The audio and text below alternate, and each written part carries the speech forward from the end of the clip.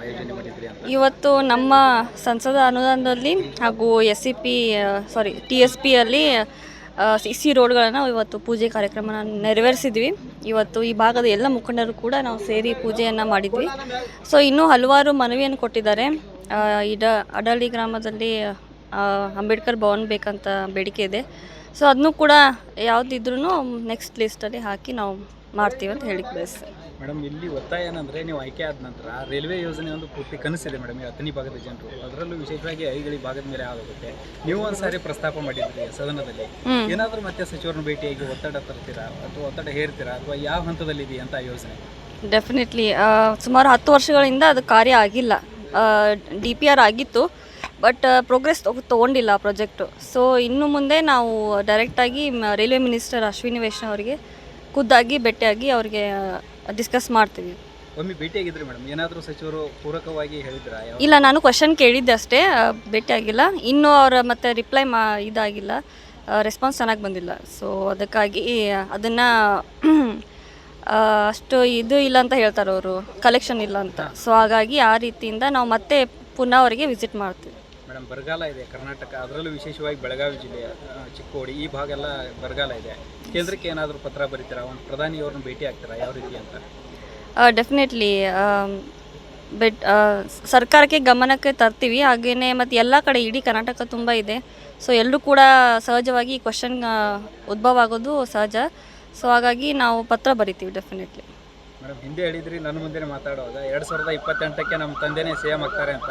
ಎಲ್ಲೋ ಕಳೆದ ಬರೀ ಒಂದು ಸ್ವಲ್ಪ ಪ್ರಯತ್ನ ಮಾಡಿದರೆ ಆಗ್ಬೋದಾಗಿತ್ತು. 28ಕ್ಕೆ ಮತ್ತೆ CM ಆಗ್ಬೋದಾ ಸತೀಶ್ ಜಾರಕಿಹೊಳಿ ಅವರು? ಖಂಡಿತವಾಗಿ ಜನರ ಆಶೀರ್ವಾದ ಮಾಡಿದರೆ. ಆಯೋಜನೆ ಮಾಡಿದ್ರಿ ಅಂತ ಇವತ್ತು ನಮ್ಮ ಸಂಸದ ಅನುದಾನದಲ್ಲಿ ಹಾಗೂ TSPಯಲ್ಲಿ CC ರೋಡ್ಗಳನ್ನು ಇವತ್ತು ಪೂಜೆ ಕಾರ್ಯಕ್ರಮನ ನೆರವೇರಿಸಿದ್ವಿ. ಇವತ್ತು ಈ ಭಾಗದ ಎಲ್ಲ ಮುಖಂಡರು ಕೂಡ ನಾವು ಸೇರಿ ಪೂಜೆಯನ್ನು ಮಾಡಿದ್ವಿ. ಸೊ ಇನ್ನೂ ಹಲವಾರು ಮನವಿಯನ್ನು ಕೊಟ್ಟಿದ್ದಾರೆ. ಅಡಳ್ಳಿ ಗ್ರಾಮದಲ್ಲಿ ಅಂಬೇಡ್ಕರ್ ಭವನ ಬೇಕಂತ ಬೇಡಿಕೆ ಇದೆ. ಸೊ ಅದನ್ನು ಕೂಡ ಯಾವುದಿದ್ರೂ ನೆಕ್ಸ್ಟ್ ಲಿಸ್ಟಲ್ಲಿ ಹಾಕಿ ನಾವು ಮಾಡ್ತೀವಿ ಅಂತ ಹೇಳಿಕ್ಕೆ ಬಯಸ್ತೀನಿ. ಮೇಡಮ್, ಇಲ್ಲಿ ಒತ್ತಾಯ ಏನಂದರೆ ನೀವು ಆಯ್ಕೆ ಆದ ನಂತರ ರೈಲ್ವೆ ಯೋಜನೆ ಒಂದು ಪೂರ್ತಿ ಕನಸಿದೆ ಮೇಡಮ್ ಈ ಹತ್ತನೇ ಭಾಗದ ಜನರು, ಅದರಲ್ಲೂ ವಿಶೇಷವಾಗಿ ಐಗಳಿ ಭಾಗದ ಮೇಲೆ ಆಗುತ್ತೆ. ನೀವು ಒಂದ್ಸಾರಿ ಪ್ರಸ್ತಾಪ ಮಾಡಿದ್ರಿ ಸದನದಲ್ಲಿ, ಏನಾದರೂ ಮತ್ತೆ ಸಚಿವರನ್ನು ಭೇಟಿಯಾಗಿ ಒತ್ತಡ ತರ್ತೀರಾ ಅಥವಾ ಒತ್ತಡ ಹೇರ್ತೀರಾ ಅಥವಾ ಯಾವ ಹಂತದಲ್ಲಿದೆ ಅಂತ ಯೋಜನೆ? ಡೆಫಿನೆಟ್ಲಿ ಸುಮಾರು 10 ವರ್ಷಗಳಿಂದ ಅದು ಕಾರ್ಯ ಆಗಿಲ್ಲ. DPR ಆಗಿತ್ತು, ಬಟ್ ಪ್ರೋಗ್ರೆಸ್ ತೊಗೊಂಡಿಲ್ಲ ಆ ಪ್ರಾಜೆಕ್ಟು. ಸೊ ಇನ್ನು ಮುಂದೆ ನಾವು ಡೈರೆಕ್ಟಾಗಿ ರೈಲ್ವೆ ಮಿನಿಸ್ಟರ್ ಅಶ್ವಿನಿ ವೈಷ್ಣವ್ ಅವರಿಗೆ ಖುದ್ದಾಗಿ ಭೇಟಿಯಾಗಿ ಅವರಿಗೆ ಡಿಸ್ಕಸ್ ಮಾಡ್ತೀವಿ.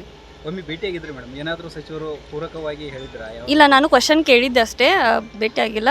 ಇನ್ನೂ ಅವರ ಮತ್ತೆ ರಿಪ್ಲೈ ಇದಾಗಿಲ್ಲ, ರೆಸ್ಪಾನ್ಸ್ ಚೆನ್ನಾಗಿ ಬಂದಿಲ್ಲ. ಸೊ ಅದಕ್ಕಾಗಿ ಅದನ್ನು ಅಷ್ಟು ಇದು ಇಲ್ಲ ಅಂತ ಹೇಳ್ತಾರೆ ಅವರು, ಕಲೆಕ್ಷನ್ ಇಲ್ಲ ಅಂತ. ಸೊ ಹಾಗಾಗಿ ಆ ರೀತಿಯಿಂದ ನಾವು ಮತ್ತೆ ಪುನಃ ಅವರಿಗೆ ವಿಸಿಟ್ ಮಾಡ್ತೀವಿ. ಮೇಡಮ್, ಬರಗಾಲ ಇದೆ ಕರ್ನಾಟಕ, ಅದರಲ್ಲೂ ವಿಶೇಷವಾಗಿ ಬೆಳಗಾವಿ ಜಿಲ್ಲೆಯ ಚಿಕ್ಕೋಡಿ ಈ ಭಾಗ ಎಲ್ಲ ಬರಗಾಲ ಇದೆ. ಕೇಂದ್ರಕ್ಕೆ ಏನಾದರೂ ಪತ್ರ ಬರೀತೀರಾ? ಒಂದು ಪ್ರಧಾನಿಯವ್ರನ್ನ ಭೇಟಿ ಆಗ್ತೀರಾ? ಯಾವ ರೀತಿ ಅಂತ? ಡೆಫಿನೆಟ್ಲಿ ಸರ್ಕಾರಕ್ಕೆ ಗಮನಕ್ಕೆ ತರ್ತೀವಿ. ಹಾಗೆಯೇ ಮತ್ತು ಎಲ್ಲ ಕಡೆ ಇಡೀ ಕರ್ನಾಟಕ ತುಂಬ ಇದೆ. ಸೊ ಎಲ್ಲರೂ ಕೂಡ ಸಹಜವಾಗಿ ಈ ಕ್ವಶನ್ ಉದ್ಭವ ಆಗೋದು ಸಹಜ. ಸೊ ಹಾಗಾಗಿ ನಾವು ಪತ್ರ ಬರಿತೀವಿ ಡೆಫಿನೆಟ್ಲಿ. ಮೇಡಮ್, ಹಿಂದೆ ಹೇಳಿದ್ರಿ ನನ್ನ ಮುಂದೆ ಮಾತಾಡುವಾಗ 2028ಕ್ಕೆ ನಮ್ಮ ತಂದೆನೇ CM ಆಗ್ತಾರೆ ಅಂತ. ಎಲ್ಲೋ ಕಳೆದ ಬರೀ ಒಂದು ಸ್ವಲ್ಪ ಪ್ರಯತ್ನ ಮಾಡಿದರೆ ಆಗ್ಬೋದಾಗಿತ್ತು. 28ಕ್ಕೆ ಮತ್ತೆ CM ಆಗ್ಬೋದಾ ಸತೀಶ್ ಜಾರಕಿಹೊಳಿ ಅವರು? ಖಂಡಿತವಾಗಿ ಆಯೋಜನೆ ಮಾಡಿದ್ರಿ ಅಂತ ಇವತ್ತು ನಮ್ಮ ಸಂಸದ ಅನುದಾನದಲ್ಲಿ ಹಾಗೂ TSPಯಲ್ಲಿ CC ರೋಡ್ಗಳನ್ನು ಇವತ್ತು ಪೂಜೆ ಕಾರ್ಯಕ್ರಮನ ನೆರವೇರಿಸಿದ್ವಿ. ಇವತ್ತು ಈ ಭಾಗದ ಎಲ್ಲ ಮುಖಂಡರು ಕೂಡ ನಾವು ಸೇರಿ ಪೂಜೆಯನ್ನು ಮಾಡಿದ್ವಿ. ಸೊ ಇನ್ನೂ ಹಲವಾರು ಮನವಿಯನ್ನು ಕೊಟ್ಟಿದ್ದಾರೆ. ಅಡಳ್ಳಿ ಗ್ರಾಮದಲ್ಲಿ ಅಂಬೇಡ್ಕರ್ ಭವನ ಬೇಕಂತ ಬೇಡಿಕೆ ಇದೆ. ಸೊ ಅದನ್ನು ಕೂಡ ಯಾವುದಿದ್ರೂ ನೆಕ್ಸ್ಟ್ ಲಿಸ್ಟಲ್ಲಿ ಹಾಕಿ ನಾವು ಮಾಡ್ತೀವಿ ಅಂತ ಹೇಳಿಕ್ಕೆ ಬಯಸ್ತೀನಿ. ಮೇಡಮ್, ಇಲ್ಲಿ ಒತ್ತಾಯ ಏನಂದರೆ ನೀವು ಆಯ್ಕೆ ಆದ ನಂತರ ರೈಲ್ವೆ ಯೋಜನೆ ಒಂದು ಪೂರ್ತಿ ಕನಸಿದೆ ಮೇಡಮ್ ಈ ಹತ್ತನೇ ಭಾಗದ ಜನರು, ಅದರಲ್ಲೂ ವಿಶೇಷವಾಗಿ ಐಗಳಿ ಭಾಗದ ಮೇಲೆ ಆಗುತ್ತೆ. ನೀವು ಒಂದ್ಸಾರಿ ಪ್ರಸ್ತಾಪ ಮಾಡಿದ್ರಿ ಸದನದಲ್ಲಿ, ಏನಾದರೂ ಮತ್ತೆ ಸಚಿವರನ್ನು ಭೇಟಿಯಾಗಿ ಒತ್ತಡ ತರ್ತೀರಾ ಅಥವಾ ಒತ್ತಡ ಹೇರ್ತೀರಾ ಅಥವಾ ಯಾವ ಹಂತದಲ್ಲಿದೆ ಅಂತ ಯೋಜನೆ? ಡೆಫಿನೆಟ್ಲಿ ಸುಮಾರು 10 ವರ್ಷಗಳಿಂದ ಅದು ಕಾರ್ಯ ಆಗಿಲ್ಲ. DPR ಆಗಿತ್ತು, ಬಟ್ ಪ್ರೋಗ್ರೆಸ್ ತೊಗೊಂಡಿಲ್ಲ ಆ ಪ್ರಾಜೆಕ್ಟು. ಸೊ ಇನ್ನು ಮುಂದೆ ನಾವು ಡೈರೆಕ್ಟಾಗಿ ರೈಲ್ವೆ ಮಿನಿಸ್ಟರ್ ಅಶ್ವಿನಿ ವೈಷ್ಣವ್ ಅವರಿಗೆ ಖುದ್ದಾಗಿ ಭೇಟಿಯಾಗಿ ಅವರಿಗೆ ಡಿಸ್ಕಸ್ ಮಾಡ್ತೀವಿ. ಒಮ್ಮೆ ಭೇಟಿಯಾಗಿದ್ರಿ ಮೇಡಮ್, ಏನಾದರೂ ಸಚಿವರು ಪೂರಕವಾಗಿ ಹೇಳಿದ್ರಾ? ಇಲ್ಲ, ನಾನು ಕ್ವಶನ್ ಕೇಳಿದ್ದೆ ಅಷ್ಟೇ, ಭೇಟಿಯಾಗಿಲ್ಲ. ಇನ್ನೂ ಅವರ ಮತ್ತೆ ರಿಪ್ಲೈ ಇದಾಗಿಲ್ಲ, ರೆಸ್ಪಾನ್ಸ್ ಚೆನ್ನಾಗಿ ಬಂದಿಲ್ಲ. ಸೊ ಅದಕ್ಕಾಗಿ ಅದನ್ನು ಅಷ್ಟು ಇದು ಇಲ್ಲ ಅಂತ ಹೇಳ್ತಾರೆ ಅವರು, ಕಲೆಕ್ಷನ್ ಇಲ್ಲ ಅಂತ. ಸೊ ಹಾಗಾಗಿ ಆ ರೀತಿಯಿಂದ ನಾವು ಮತ್ತೆ ಪುನಃ ಅವರಿಗೆ ವಿಸಿಟ್ ಮಾಡ್ತೀವಿ. ಮೇಡಮ್, ಬರಗಾಲ ಇದೆ ಕರ್ನಾಟಕ, ಅದರಲ್ಲೂ ವಿಶೇಷವಾಗಿ ಬೆಳಗಾವಿ ಜಿಲ್ಲೆಯ ಚಿಕ್ಕೋಡಿ ಈ ಭಾಗ ಎಲ್ಲ ಬರಗಾಲ ಇದೆ. ಕೇಂದ್ರಕ್ಕೆ ಏನಾದರೂ ಪತ್ರ ಬರೀತೀರಾ, ಒಂದು ಪ್ರಧಾನಿಯವ್ರನ್ನ ಭೇಟಿ ಆಗ್ತೀರಾ, ಯಾವ ರೀತಿ ಅಂತ? ಡೆಫಿನೆಟ್ಲಿ ಸರ್ಕಾರಕ್ಕೆ ಗಮನಕ್ಕೆ ತರ್ತೀವಿ. ಹಾಗೆಯೇ ಮತ್ತು ಎಲ್ಲ ಕಡೆ ಇಡೀ ಕರ್ನಾಟಕ ತುಂಬ ಇದೆ. ಸೊ ಎಲ್ಲರೂ ಕೂಡ ಸಹಜವಾಗಿ ಈ ಕ್ವಶನ್ ಉದ್ಭವ ಆಗೋದು ಸಹಜ. ಸೊ ಹಾಗಾಗಿ ನಾವು ಪತ್ರ ಬರಿತೀವಿ ಡೆಫಿನೆಟ್ಲಿ. ಮೇಡಮ್, ಹಿಂದೆ ಹೇಳಿದ್ರಿ ನನ್ನ ಮುಂದೆ ಮಾತಾಡುವಾಗ 2028ಕ್ಕೆ ನಮ್ಮ ತಂದೆನೇ CM ಆಗ್ತಾರೆ ಅಂತ. ಎಲ್ಲೋ ಕಳೆದ ಬರೀ ಒಂದು ಸ್ವಲ್ಪ ಪ್ರಯತ್ನ ಮಾಡಿದರೆ ಆಗ್ಬೋದಾಗಿತ್ತು. 28ಕ್ಕೆ ಮತ್ತೆ CM ಆಗ್ಬೋದಾ ಸತೀಶ್ ಜಾರಕಿಹೊಳಿ ಅವರು? ಖಂಡಿತವಾಗಿ ಜನರ ಆಶೀರ್ವಾದ ಮಾಡಿದರೆ,